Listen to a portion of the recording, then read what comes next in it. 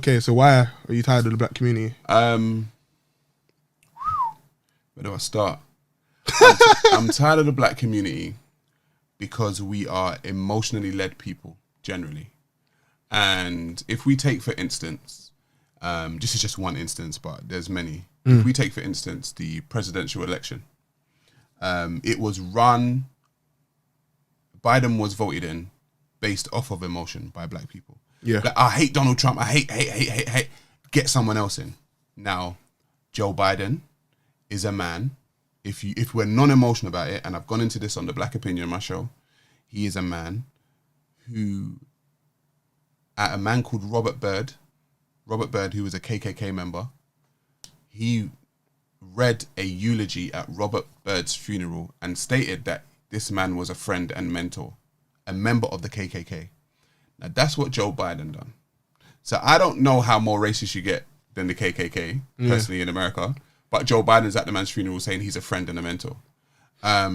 Secondly, Kamala Harris is a seemingly black woman, but when she was district attorney in Los Angeles, she locked up at least 1,500 black men on marijuana charges. But then went on the Breakfast Club with Charlemagne the God saying that she smoked marijuana and was laughing about it. That's mad, you know. So I'm like... You know, at first, when you was breaking that down, I was like, okay. But then the fact that she went on Breakfast Club and said that, that just throws everything in the bin. It's different if you're against it, but if you smoke it yourself and you're of that nature... So now there are 1,500 black men in jail because of marijuana charges, which you want to go and laugh and joke about on a radio show. Secondly, when she was district attorney in Los Angeles, there was a man called Jamal Truelove, black man, who was falsely accused of a murder. And it was her department that took to prosecuting him.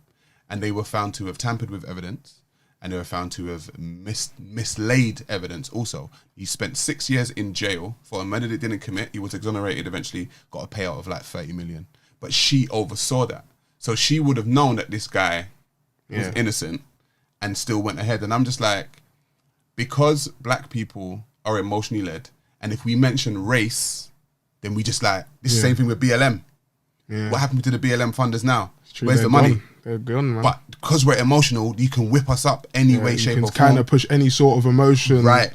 Yeah, off of a tragedy or off of a certain situation like voting. They're going to just say something to lead black people in that direction. Right. Because they know that they're going to win them over that way. Right. And that's just one. One of the second reasons, but to go to the video, was me saying every culture has their underworld, right? White culture, Asian culture, Chinese culture, Japanese culture, Italian culture. Every culture has like an underworld and an underbelly. They all have criminals and bad people. They all got criminals and bad people. But it stays in the underworld. The problem I find with black people is we've pushed our underworld and our underbelly to the surface. And that's what we now think is the upper echelon. So yeah, rap about how many packs you sold.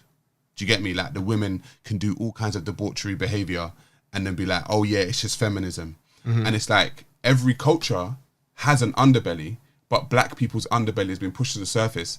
And now it's like we need to adhere to that. It's like, no, that's the underbelly, bro. That's the underworld. That's not who we are. Most black people are not like this. Most black people don't sell drugs. Do you know what I'm saying? But most black people aren't, oh yeah, I want to get this. I want to buy this Gucci bag and I want to buy this and da-da-da. Most of us aren't like that. But because it's the underworld and the underbelly has been pushed to the surface, most of us, well, not saying most of us, a lot of us are aspiring to the underworld. Or trying to look like we're a part of the underworld, and I'm just not down. I think there is a split coming in the black community, personally. I think there's a split coming. I think the people that are on the nonsense are going to be on one side, and the people that want to do better than the nonsense are going to be on the other side. And I'm not trying to call any violence or anything out, but you see when the people on this side are talking about, they're ops, their ops are going to be the other people, because the other people are going to be sick of your nonsense. Do you get me? Like the black people that want to see people doing good are sick of your nonsense, and so you're going to have brand new ops, and the brand new ops are going to be your own people who don't want to necessarily beef with you, but they're sick of you bringing. They don't want to associate with that at all. You're bringing the whole community down. I said we're walking outside, we're in the park, and I've got to witness you stabbing another man. Do you think that's what I want my son to see or my daughter to see?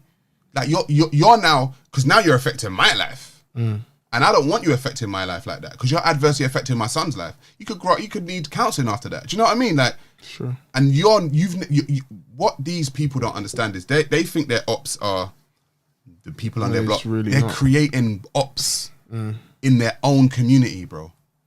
And those are not. You don't want the community turning against you because there's more people that are on goodness than there are on badness.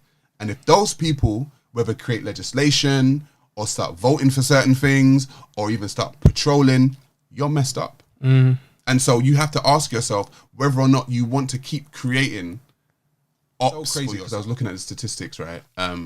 Black men, when they go to jail for whatever, drugs, whatever, their childbearing years and family years are taken from them. So say you go at 18 and you got, I don't know, 10 years or whatever. Or you come out when you're 28. Like, between that time, you would have had a couple children and a family. But you come out at that time, a lot of the time, traumatized. The jail system traumatized you. I mean, so you don't even really know how to operate and fully function. You might be institutionalized, and there's a lot of children that are not being had. There's a lot of families that are not being had in the black community because a lot of black men are in jail. Now, for me, with my political stance, I'm about black families, right? And if too many of the men are in jail, we ain't having black families, bruv. Do you get me? So you ain't moving. One of the reasons why we might be at the bottom of the social economic ladder is because we ain't having enough families. Do you know what I mean? We ain't having enough children. And sometimes when we do have them, we're not looking after them. Yeah. Do you get what I'm saying? So they're running wild. Do you know what I mean? So there's a whole, like, we got a whole list of problems, bro. Like, I'm not even gonna lie. I feel like we got a whole host of problems, but we've got initiative. Yeah.